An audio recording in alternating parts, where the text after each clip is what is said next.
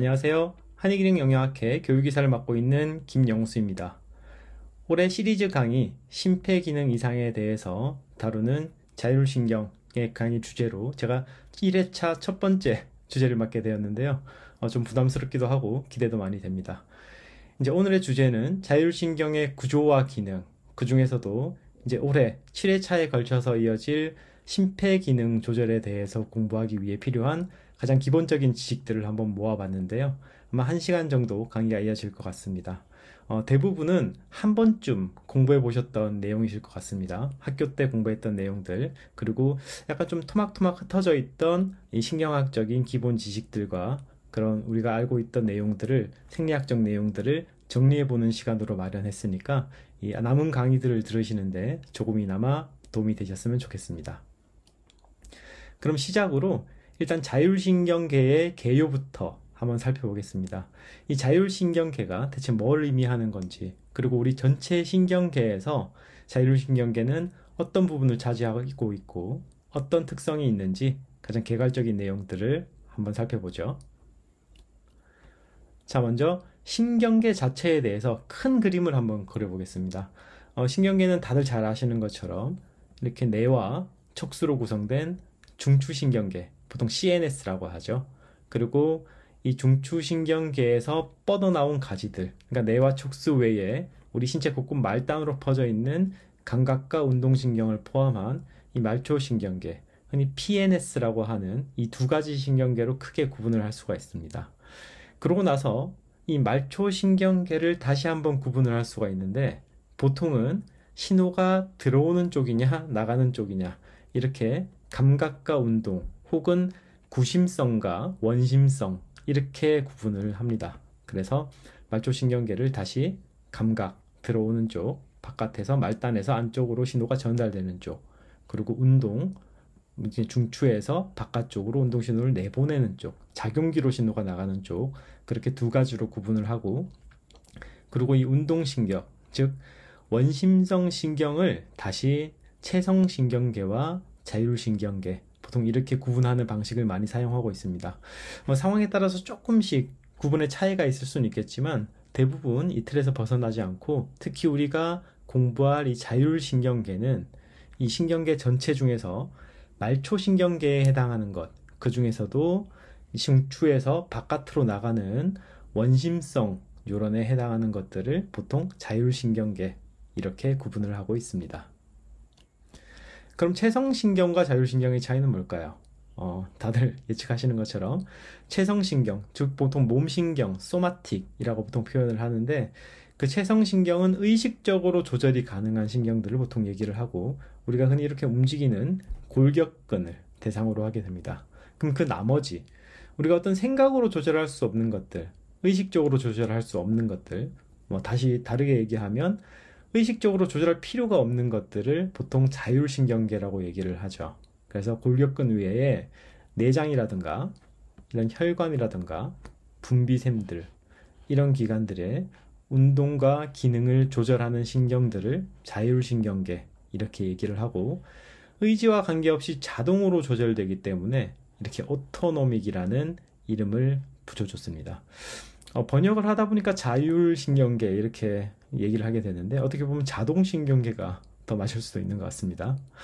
그래서 이 생명 유지에 중요한 역할을 하게 되고요. 그리고 무엇보다 이 중추신경계의 뇌와 척수의 유런에서 생성된 이런 조절 중추에서 생성된, 그러니까 우리 생리 현상을 조절하는 그 신호들을 말초신경계의 자율신경을 통해서 작용기, 즉 내장, 혈관, 분비샘, 이런 데서 내장의 소화 운동을 촉진한다든가, 아니면 소화액을 분비시킨다든가, 아니면 혈관을 수축시키거나 확장시키는 그런 운동 기능을 주로 전달하는 것들을 자율신경계, 이렇게 구분을 하고 있습니다. 그럼 자율신경계의 작용에 대해서 한번 생각을 해보죠.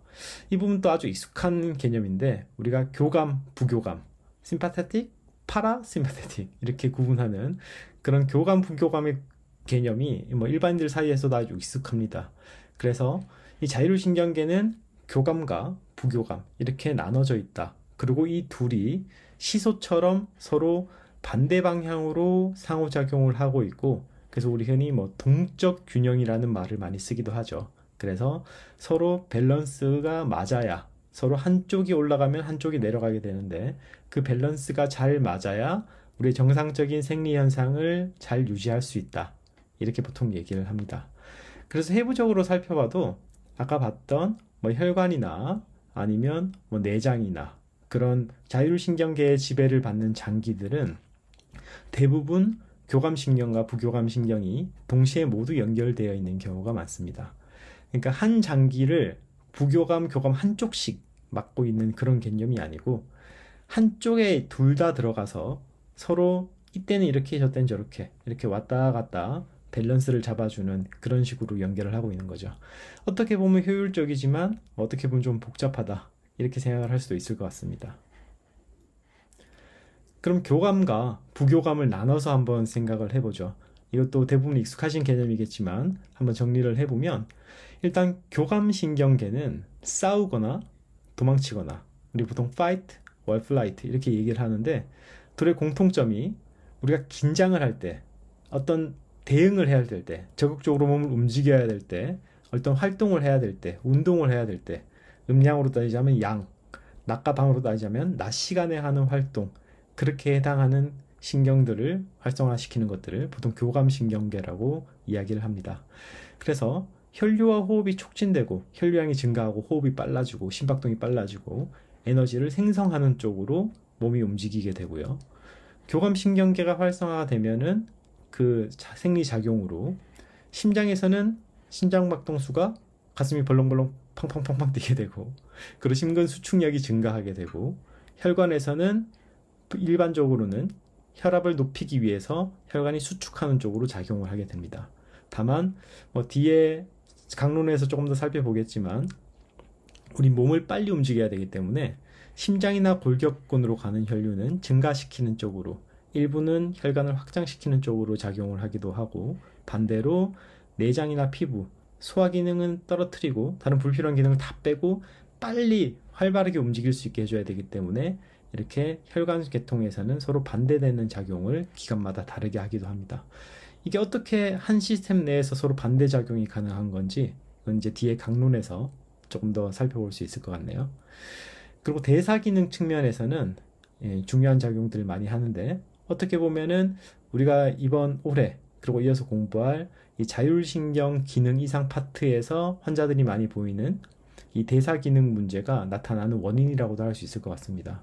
즉, 이 에너지 생성하고 관련된 것인데, 간에서 이 혈당 조절을 담당을 하고 있죠. 혈당을 몸의 혈중에 있는 글루코스를 글리코겐으로 저장을 해서 혈당을 조절할 수 있는 기전을 가지고 있는데, 이제 교감신경계가 활성화가 되면 간에서는 글리코겐을 분해해서 혈액 속에 당을 공급하도록, 글루코스를 올리도록, 즉 혈당을 상승시키도록 작용을 하게 되고, 또 지방에서 역시, 이건 좋은 거네요.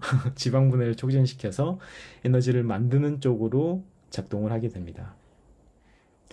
그럼 부교감신경계는 어떨까요?